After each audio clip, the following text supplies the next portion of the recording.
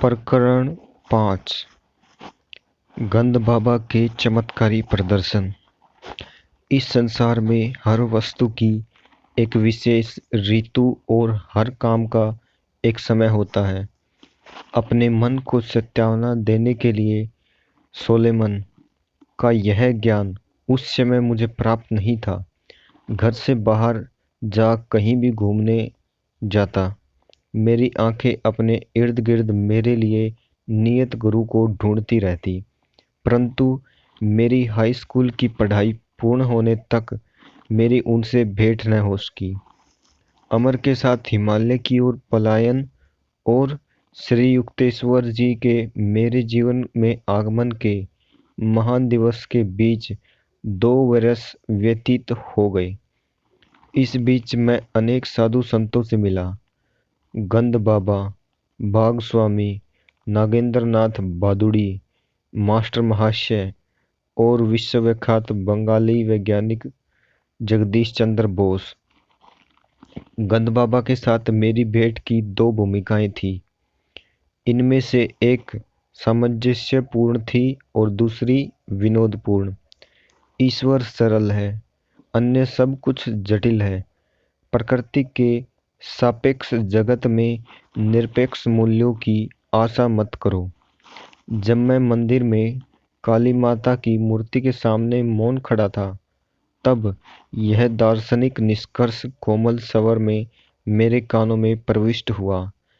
पलटकर मैंने देखा तो मेरे समक्ष एक लंबे कद का व्यक्ति खड़ा था, जिसके कपड़ों से या उनके अभाव से ऐसा लगता था कि वह कोई परिव्राजक साधु था। आपने सचमुच मेरे विचारों में संभ्रम को जान लिया है। मैं कृतज्ञतापूर्ण मुस्कुराया। प्रकृति के कल्याणकार और भयंकर रूपों की उलझन ने, जिनका प्रतीक काली है, मुझसे अधिक बुद्धिमान लोगों को भी असमंजस में डाल दिया है। बहुत ही कम लोग उसके रहस्य का भेद पाते हैं। अच्छा और बुरा तो प्रत्येक व्यक्ति की बुद्धि को चुनौती देने वाली वह पहेली है, जिसे जीवन ने उसके सामने एक स्फिंक्स की भांति रख दिया है। इस पहेली को सुलझाने का कोई भी प्रयास किए बिना अधिकांश लोग अपनी मृत्यु के रूप में इसका दंड भर देते हैं। यह दंड आज भी उतना ही लागू होता है जितना थीबस के दिनों में था। कभी कभार एकाध अत्यंत उच्च व्यक्ति तो पराजय अस्वीकार कर देता है। द्वैत की माया से वह अद्वैत का अविभाजित सत्य खींच लेता है। आपके शब्दों में दृढ़ विश्वास दिखता है महाराज। ज्ञान प्राप्ति के तीव्र दुखदायी मार्ग अर्थात सत्यनिष्ठ आत्म परीक्षण का मैंने दीर्घकाल तक अभ्यास किया है। आत्म परीक्षण या अपने विचारों पर निरंतर निर्मम दृष्टि रखना एक कठोर और झकझोरने वाला अनुभव है। यह बलवान से बलवान अहंकार को भी चूर चूर कर देता है, परंतु सच्चा आत्मविश्लेषण गणित के नियमों की भांति सिद्ध पुरुष उत्पन्न करने का कार्य करता है। अपने विचारों से अति प्रेम एवं व्यक्तिगत मान्यताओं में दृढ़ता का मार्ग अहंकारियों का निर्माण करता है, जो ईश्वर और सृष्टि की अपने ढंग से व्याख्या करना अपना अधिकार समझते हैं।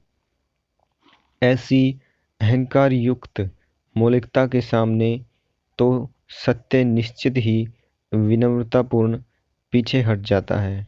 मैंने कहा, मुझे इस चर्चा में आनंद आ रहा था। मनुष्य जब तक अपने दुराग्रहों से मुक्त नहीं हो जाता, तब तक वह किसी शाश्वत सत्य को नहीं समझ सकता। शताब्दियों से जमा हो रहे कीचड़ से सना मानवी मन असंख्य सांसारिक माया भ्रमों से व्याप्त घृणाजनक जीवन से भरपूर है।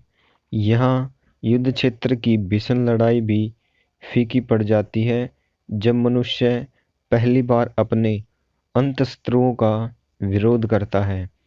ये कोई साधारण मरने वाले शत्रु नहीं हैं जिन्हें सुसज्जित सेनाओं की सहायता से काबू में किया जा सके। विषाक्त प्राणघातक अस्त्रों से सुसज्जित ये सर्वव्यापी अविराम कार्य करने वाले अंध वासनाओं के सिपाही मनुष्य की नींद में भी पीछा करते हुए हम सबको धाराशाही कर देने का अवसर खोजते रहते हैं। विचारहीन है वह मनुष्य जो सर्वसामान्य नीति के आगे आत्मसमर्पण कर अपने आदर्शों का गला घोट देता है। क्या उसे नपुंसक, निष्प्राण मानवजाति पर कलंक के अतिरिक्त कुछ और कहा जा सकता है? पूज्यवर, क्या विभ्रांत किंग करते हुए विमूढ़ जनसाधारण के लिए आपके मन में कोई सहानुभूति नहीं है? साधु महाराज पल भर के लिए चुप रहे, फिर सीधा उत्तर देना टालकर बोले, अदृश्य ईश्वर जो सारे सद्गुणों का भंडार है और दृश्यमान मनुष्य जिनमें प्राय एक भी सद्गुण नजर नहीं आता, इन दोनों के साथ प्रेम करना प्राय व्यक्ति को चकरा देता है, परंतु विलक्षण बुद्धि का सामर्थ्य भी कम नहीं होता। अंतःकरण का शोध शीघ्र ही सब लोगों के मन की एकाग्रता को प्रकट कर देता है। स्वार्थी उद्देश्यों की समानता कम से कम एक अर्थ में मानव की विषयभूतता का परिचय मिलता है। अहंकार को पूर्णतः पछाड़ देने वाला यह समानता का आविष्कार मनुष्य के मन में भयचकित विनम्रता उत्पन्न करता है। यह विनम्रता विकसित होते होते आत्मा की निरामय कारणी शक्तियों के अनुसंधान की ओर कोई ध्यान न देने वाले अपने जाति बांधवों के प्रति सहानुभूति में परिवर्तित हो जाती है। महाराज, सब युगों के संत आपके समान जगत के दुखों से व्याकुल हुए हैं। केवल तुच्छ व्यक्ति ही एक दूसरे के जीवन के दुखों के प्रति संवेदनशीलता खो बैठता है, क्योंकि वह अपने ही संकीर्ण दुखों में डूबा रहता है। साधु का उग्र रूप काफी सौम्य हो गया था, जो किसी डॉक्टर द्वारा की जाने वाली चीरफाड़ की भांति अपने विचारों को चीरफाड़ कर मन का गहरा परीक्षण करेगा, वही अपने भीतर सबके लिए दया विकसित होती देखेगा। तब उसे अहंकार की नित्य कोलाहलकारी मांगों से मुक्ति मिलेगी।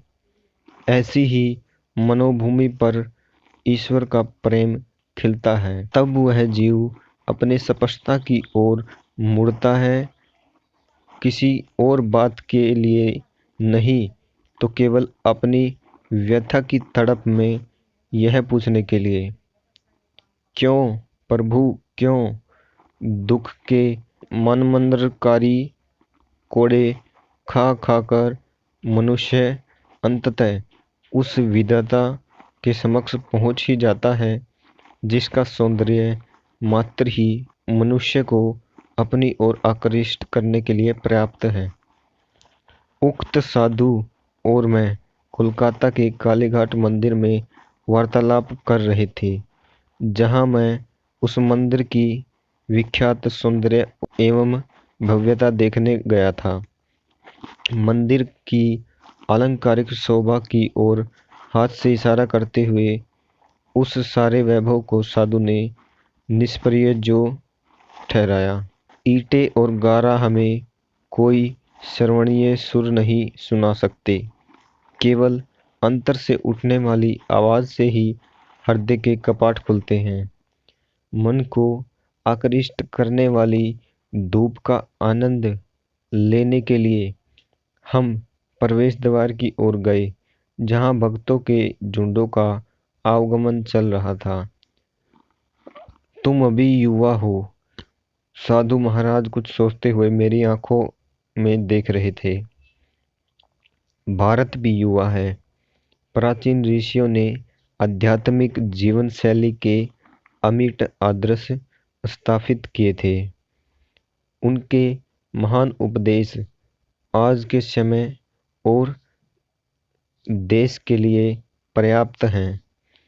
उनके अनुशासन नियम न तो आज के लोकाचार के विरुद्ध हैं, न ही ऐसे हैं कि भौतिकतावाद की धूर्तता को भी कृत्रिम लगे, और इसलिए आज भी भारत पर उनकी पकड़ मजबूत है। लज्जित पंडितगण जितने काल का हिसाब लगा सकते हैं, उससे भी कहीं अधिक काल से, सहस्त्र शताब्दियों से क्षयशील समय ने वेदों की योग्यता की पुष्टि की है। इन्हें अपनी विरासत के रूप में ग्रहण करो। जब मैं वाकपटु साधु से सविनय विदा ले रहा था, तब उन्होंने अतीन्द्रिय अनुभूति मुझे बताई। यहाँ से जाने के बाद तुम्हें आज एक असाधारण अनुभव होगा। मंदिर के अहाते से बाहर निकलकर मैं निरुद्देश्य यूं ही चलने लगा। मुड़कर दूसरे एक रास्ते पर बढ़ा ही था कि एक पुराने परिचित से भेंट हो गई। ये महाशय उन महाभागों में से एक थे जिनकी संभाषण शक्ति समय की ओर कोई ध्यान न देते हुए अनंत काल का आलिंगन करती है। मैं तुम्हें जल्द ही छोड़ दूंगा, उसने वचन दिया। यदि तुम जल्दी जल्दी मुझे हमारे बिछुड़ने के बाद के वर्षों में क्या क्या हुआ वह सब बता दो। परस्पर विरोधी बातें, अब तो मुझे जानना ही पड़ेगा। परंतु उसने मेरा हाथ पकड़ लिया और थोड़ा थोड़ा करके मुझसे जानकारी लेने लगा। ये भूखे भेड़िए से कम नहीं है। मैंने कौतुक मन से ही मन मन सोचा। जितना अधिक मैं बताता था, उतना ही अधिक समाचार जानने की उसकी भूख बढ़ती जाती थी। मन ही मन में जल्दी छुटकारा पाने का कोई उपाय करने की प्रार्थना काली माँ से करने लगा। अचानक ही वह मुझे छोड़कर जाने लगा। मैंने ठंडी सांस ली और उसे वात्सल्यता का जबर फिर कहीं न चढ़ जाए, इस भय से दोगुनी गति से चलने लगा। अपने पीछे द्रुत गति की पादचाप सुनकर मैंने अपनी गति और बढ़ा दी। मुड़कर पीछे देखने का साहस मुझसे नहीं हुआ, परंतु एक छलांग लगाकर वह मेरे साथ हो लिया और आनंद से उसने मेरा कंधा पकड़ लिया। मैं तुम्हें गंद बाबा के बारे में बताना तो भूल ही गया। वे उस सामने वाले मकान में रहते हैं। कुछ ही गज की दूरी पर स्थित एक मकान की ओर उसने इशारा किया। उनसे अवश्य मिलो, बड़ी दिलचस्प आदमी हैं। तुम्हें कोई असाधारण अनुभव हो सकता है। अच्छा, चलता हूँ। और वह सचमुच चला गया। कालीघाट मंदिर में लगभग इन्हीं शब्दों में साधु द्वारा की गई भविष्यवाणी मेरे मस्तिष्क में कौंध उठी। कौतूहलवश मैं उस मकान के अंदर गया तो मुझे एक प्रशस्त दालान में ले जाया गया। वहाँ एक मोटे नारंगी रंग के गलीचे पर काफी लोग इधर उधर बैठे हुए थे, जिसे साधारणतः भारत में बैठते हैं। एक आदरयुक्त फुसफुसाहट मेरे कानों से टकराई। वहाँ जो चीते की खाल पर बैठे हैं, वही गंद बाबा हैं। वे किसी गंधहीन फूल में किसी भी फूल की प्राकृतिक सुगंध भर सकते हैं, या किसी मुरझाए फूल को भी फिर से ताज़ा कर सकते हैं, या किसी मनुष्य की त्वचा से मनोरम सुगंध निकलवा सकते हैं। मैंने सीधे उस संत की ओर देखा। उनकी दृष्टि भी उसी समय मुझ पर स्थिर हुई।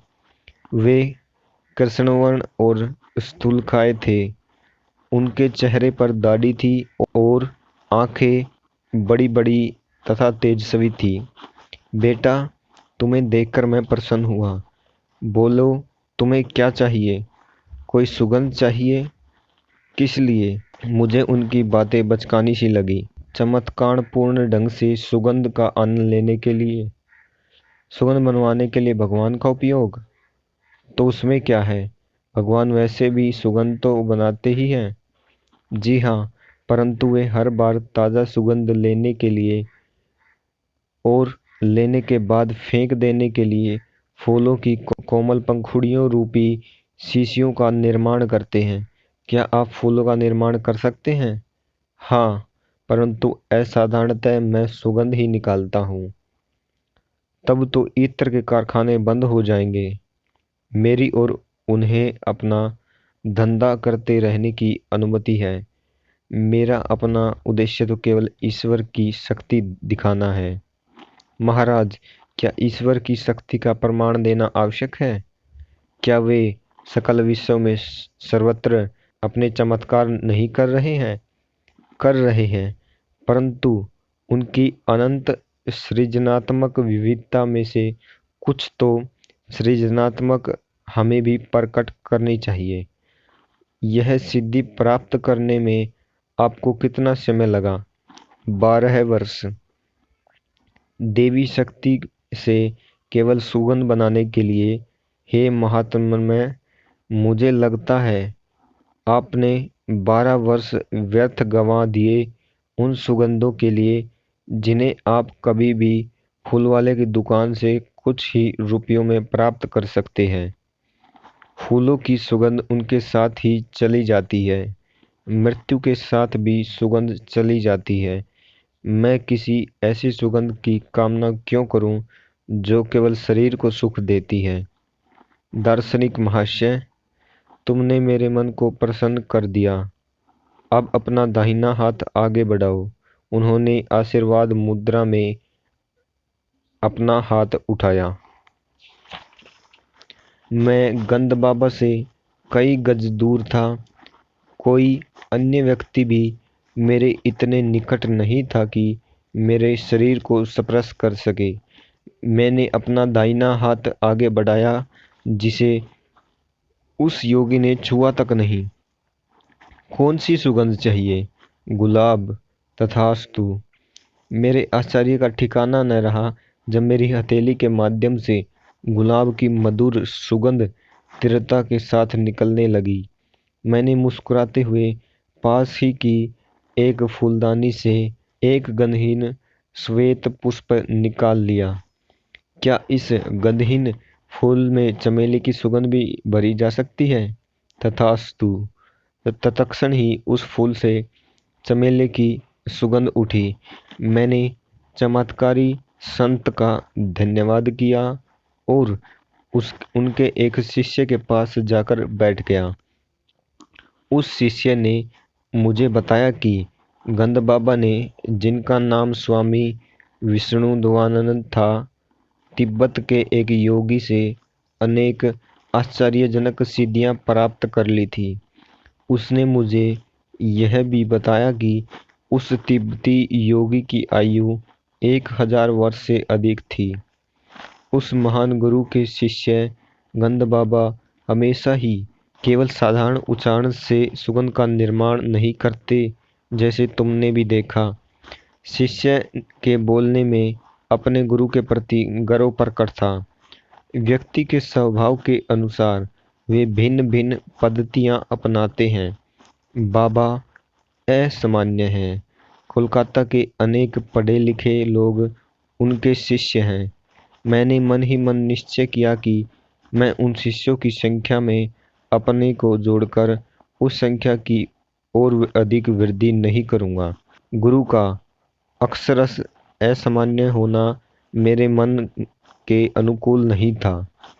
विनम्रता से गंद बाबा का अभिवादन कर मैं वहां से निकल पड़ा। घूमते घूमते घर जाते हुए मैं उस दिन तीन विविधतापूर्ण घटनाओं के विषय में सोच रहा था। मैंने जैसे ही घर के द्वार के अंदर प्रवेश किया, मेरी बहन उमा सामने ही खड़ी थी। क्या बात है, आजकल तुम इत्र के बड़े शौकीन बनते जा रहे हो। बिना कुछ बोले मैंने अपना हाथ आगे बढ़ाकर उसे सूंघने का इशारा किया। कितनी मोहक गुलाब की सुगंध, और असाधारण रूप से तिरौ भी है। यह सोचते हुए कि तिरौ रूप से असाधारण है, मैंने चुपचाप देवी रूप से सुगंधित किया हुआ फूल उसकी नाक के नीचे रखा। ओह, चमेली मुझे बहुत पसंद है। उसने फूल छीन लिया। जिस फूल के विषय में उसे अच्छी तरह ज्ञात था कि वह गंधहीन होता है, उसी फूल में से चमेली की सुगंध आते देखकर जैसे तैसे वह उसे सूंघती जाती थी, वैसे वैसे उसके चेहरे पर विनोदी लगने वाले संभ्रम के भाव प्रकट होते जाते थे। उसकी इस प्रतिक्रिया ने मेरे मन से रहा सहा संदेह भी मिटा दिया कि हो सकता है गंध बाबा ने मुझ पर आत्म सम्मोहन का प्रयोग किया हो, जिससे केवल मैं ही सुगंध का अनुभव कर सकूं। बाद में मुझे अपने एक मित्र अलकानंद से पता चला कि गंध बाबा के पास ऐसी शक्ति भी थी, जो यदि संसार के करोड़ों क्षुधा पीड़ितों के पास होती तो उनकी समस्या हल हो जाती।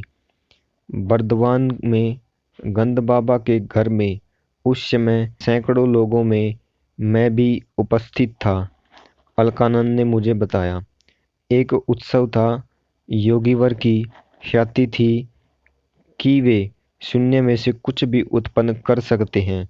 इसलिए मैंने हंसते हुए उनसे संतरे उत्पन्न करने का अनुरोध किया। वह संतरों का मौसम नहीं था।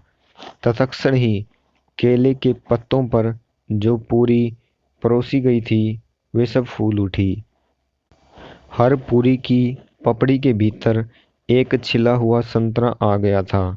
मैंने कुछ सहमे सहमे मन से अपना संतरा खाना शुरू किया, परंतु वह बड़ा ही स्वादिष्ट था। कई वर्षों बाद आत्म साक्षात कई वर्षों बाद आत्म साक्षात्कार के कई वर्षों बाद आत्म साक्षात्कार के बल से मैं गंध बाबा के चमत्कारों के रहस्यों को जान गया। खेद इस बात का है कि वह विधि विषय के क्षुद्रार्थ मानव झुंडों की पहुंच से बाहर है। मानव को शब्द, स्पर्श, रस, रूप, गंध की जो विभिन्न इंद्रियां अनुभूतियां होती हैं, वे इलेक्ट्रॉन और प्रोटॉन्स की संपादकत्मक विविधता के कारण होती है। उनके संपदनों को पंच प्राण नियंत्रित करते हैं। ये पंच प्राण आणविक ऊर्जाओं से भी सूक्ष्मतर होते हैं और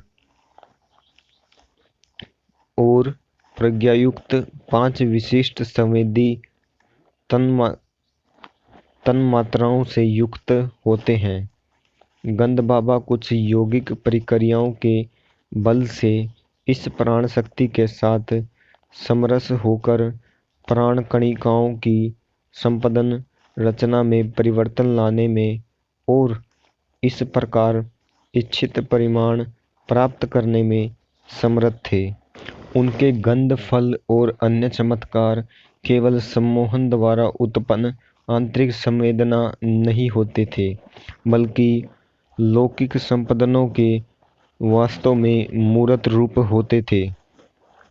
सम्मोहन विद्या को डॉक्टरों द्वारा छोटी छोटी शल्य क्रियाओं में उन लोगों पर प्रयुक्त किया गया है जिनके लिए बेहोशी की दवाएं खतरनाक हो सकती हैं, परंतु जिन पर बार बार सम्मोहन का प्रयोग किया जाता है, उनके लिए यह हानिकारक होता है।